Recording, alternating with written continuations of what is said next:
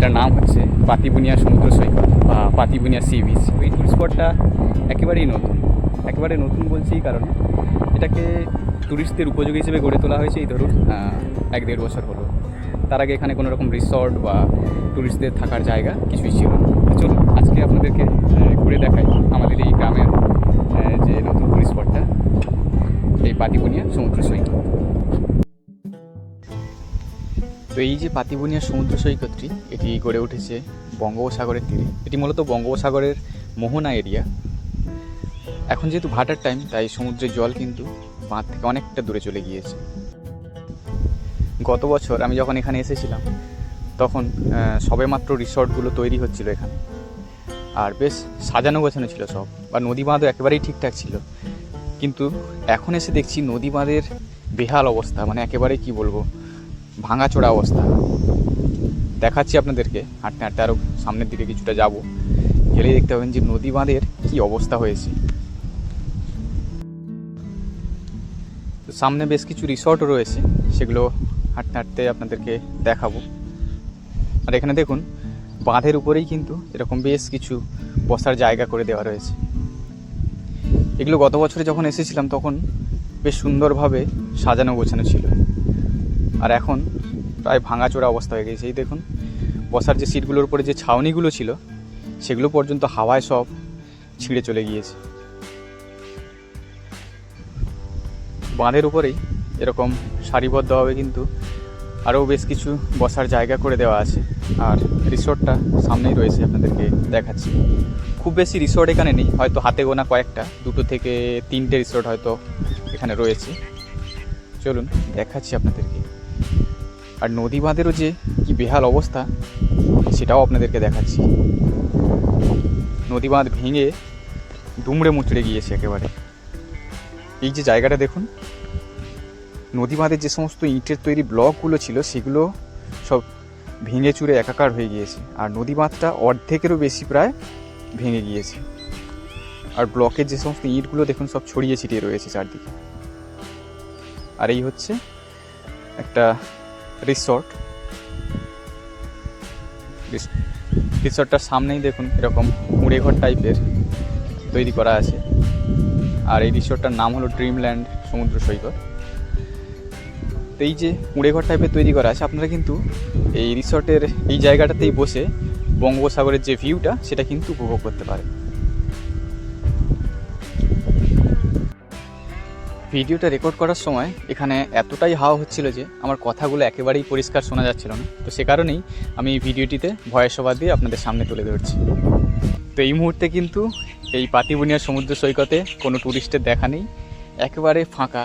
চারিদিকে যেদিকে তাকাই একটাও টুরিস্টের দেখা নেই। জানি না যে ক্যাম্পগুলো রয়েছে সেগুলোর মধ্যে কোনো টুরিস্ট রয়েছে কিনা, তবে পুরো ফাঁকা ফাঁকা এই পাতিবুনিয়া সমুদ্র সৈকত।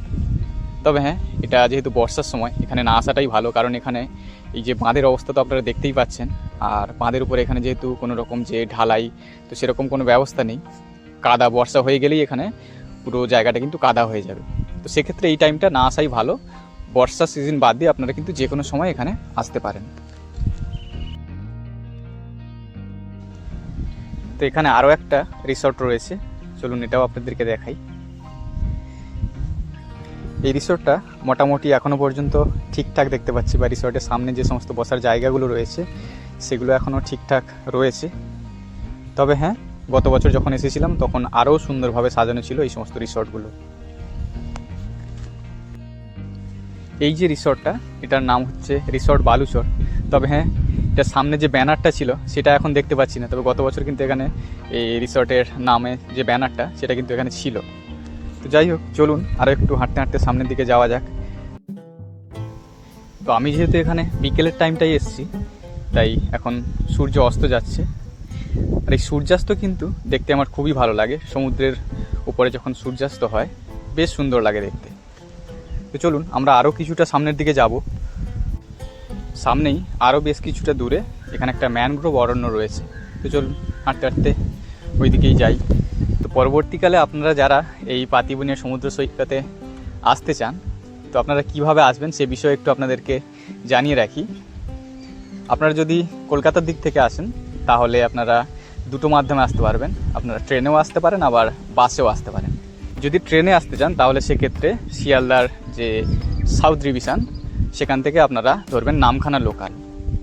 তো এই নামখানা লোকাল ধরে আপনারা নামখানা পৌঁছে যাবেন। তারপরে নামখানা স্টেশন থেকে আপনারা পায়ে হেঁটে 5 মিনিট অথবা আপনারা টোটো করে চলে আসবেন বাস স্ট্যান্ডে। আর তারপরেই বাস স্ট্যান্ড থেকে বাস কিংবা অটো কিংবা টোটো ধরে আপনারা চলে আসবেন 10 মাইল বাস স্ট্যান্ডে।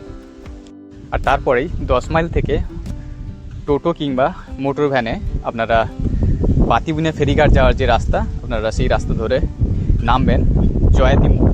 তারপরে এই জয়াতি মোড় থেকেই সরাসরি আপনারা কিন্তু চলে আসতে পারেন একেবারে এই পাতিবুনিয়া সমুদ্র সৈকতে। তো এক্ষেত্রে আপনারা কিন্তু 10 মাইল থেকে টোটো রিজার্ভ করে এই সমুদ্র সৈকতে চলে আসাটাই ভালো। আর যদি কলকাতা থেকে বাসে আসতে চান তাহলে সেক্ষেত্রে ধর্মতলা থেকে বকখালির যে সমস্ত বাসগুলো ছাড়ে, তো সেই বাসে আপনারা 10 মাইলে নেমে একইভাবে এই পাতিবুনিয়া সমুদ্র সৈকতে চলে আসতে পারেন। তো এই যে সামনের দিকটায় এদিকে হচ্ছে বকখালি, আর মাঝামাঝি জায়গায় এদিকে রয়েছে জম্মুদ্বীপ, আর তারপরে ওই যে দূরে দেখুন যেখানে সূর্যাস্তটা হচ্ছে ওই দিকটায় যে গাছপালাগুলো দেখা যাচ্ছে ওটা হচ্ছে মৌসুনি আইল্যান্ড। আর এই পাতিবুনিয়া সমুদ্র সৈকতটা এটা হচ্ছে এই বকখালি আর মৌসুনি আইল্যান্ডের মাঝামাঝি একটা জায়গায়। তো এখানে নদী বাঁধের সাইডে দেখতে পাচ্ছেন প্রচুর কাঁটা গাছ রয়েছে। এটা একেবারেই যেহেতু একটা গ্রাম্য এলাকা, তো সেজন্য এখানে এরকম, আর এখনও যেহেতু এতটা ডেভেলপ হয়নি এই স্পটটা, তো সে কারণে একটু অগোছালোভাবে এই জায়গাগুলো। তো বকখালি বা মৌসুনি আইল্যান্ড যেহেতু মানুষের কাছে এখন অনেকটা পরিচিতি পেয়ে গিয়েছে, বা বিভিন্ন ভিডিওর মাধ্যমে মানুষ বকখালি বা মৌসুনি আইল্যান্ডকে যতটা জানে, তো এই যে পাতিবুনিয়া সমুদ্র সৈকতটা এটা মানুষের কাছে এখনও অতটাও পরিচিত নয়, বা মানুষ এখনও জানে না এই সমুদ্র সৈকতটা। আর আপনারা এলে অবশ্যই এই সমস্ত জায়গাগুলোতে আরও ডেভেলপ হবে পরে। চলুন আবারও একবার আপনাদেরকে দেখাই যে নদী বাঁধের কী অবস্থা। এই দেখুন নদী বাঁধগুলো যে সমস্ত জিনিসের ব্লকগুলো দিয়ে বাঁধানো ছিল, একটাও ব্লক আসতো না। সমস্ত ব্লকগুলো দেখুন চারিদিকে কেমন ছড়িয়ে ছিটিয়ে রয়েছে। আর এগুলো কেন জানি না এখনও এগুলোকে রিপেয়ারিংয়ের কাজ করছে না। এদিকটায় যে গ্রামের অংশটা, এখানে বেশ কিছু পুকুর আর সারিবদ্ধ তাল গাছ, একেবারেই গ্রাম্য একটা প্রকৃতি। ভালো লাগবে, আপনারা যদি আসেন অবশ্যই ভালো লাগবে। যে যারা বিশেষ করে গ্রাম্য পরিবেশটাকে এনজয় করতে ভালোবাসেন অবশ্যই ভালো লাগবে। এই যে নদীমাত্রা দেখছেন, এই নদীমাত্রা কিন্তু এটা ভেঙে গিয়েছিল প্রথম আইলা ঝড়ের সময়, আর তারপরেই এই নদীমাত্রাকে এখানে পুরোপুরি কমপ্লিট হতে সময় লেগেছিল প্রায় বছর 3। আর এই নদীমাত ভেঙে যাওয়ার ফলে এখানে যে পুরো গ্রামটা কিন্তু বন্যা হয়ে গিয়েছিল। প্রায় মিনিট 15 হেঁটে এলাম, এখন ম্যানগ্রোভের কাছাকাছি যেতে পারি, দেখতে পাচ্ছি দূর থেকে। তো জানি না যেতে পারবো কি না, তবুই হাঁটতে হাঁটতে যাচ্ছি। চলুন যদি যেতে পারি তাহলে আপনাদেরকেও দেখাবো ঘুরে ম্যানগ্রোভ অরণ্যটা। তো সচরাচর যারা এখানে যে সমস্ত ট্যুরিস্টরা ঘুরতে আসে তারা কিন্তু এই ম্যানগ্রোভ অরণ্যে যাতায়াত করে না। আমরা যেহেতু এই গ্রামেরই ছেলে, তো ভাবলাম ঘুরে আসি। আর হ্যাঁ, আপনারা যারা আমার এই ভিডিও দেখে এই ট্যুরিস্ট স্পটে ঘুরতে আসবেন অবশ্যই আমার ভিডিওতে একটা কমেন্ট করে যাবেন, তাহলে খুবই ভালো লাগবে। নদীবাঁধের কী অবস্থা আপনাদেরকে আরেকবার দেখাচ্ছি। কীভাবে জলের ধাক্কায় নদীবাঁধগুলো দুমড়ে মুচড়ে গিয়েছে সেটা আপনারা দেখলেই বুঝতে পারবেন। চলুন দেখাই একটু আপনাদেরকে। তো এই যে জায়গাগুলো দেখছেন, এগুলো নদীমাত্রা দেখলেই আপনারা বুঝতে পারবেন যে কী অবস্থা হয়ে রয়েছে নদীবাঁধের। জানি না এগুলোকে কবে রিপেয়ারিংয়ের কাজ হবে। আর এই সমস্ত জায়গাগুলো রিপেয়ারিং না করলে আমার মনে হয় না এই সমস্ত জায়গাগুলোতে ট্যুরিস্ট অ্যাট্রাকশান আরও বাড়বে বলে। প্রায় কাছাকাছি চলে এসেছি ম্যানগ্রোভ অরণ্যের। এদিকটায় দেখাচ্ছি যে গ্রামের পরিবেশটা, বেশ কিছু ঘরবাড়িও রয়েছে এখানে, আর ওই যে দূরে ম্যানগ্রোভ অরণ্য।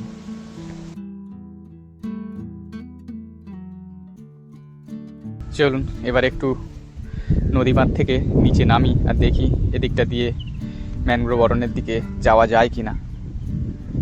তবে নিচে বালির চর নাকি বালির সাথে কাদা রয়েছে সেটাও দেখতে হবে। আর এদিকে দেখুন ইটগুলো কেমন টুকরো টুকরো হয়ে গেছে সমুদ্রের জলের ধাক্কায়।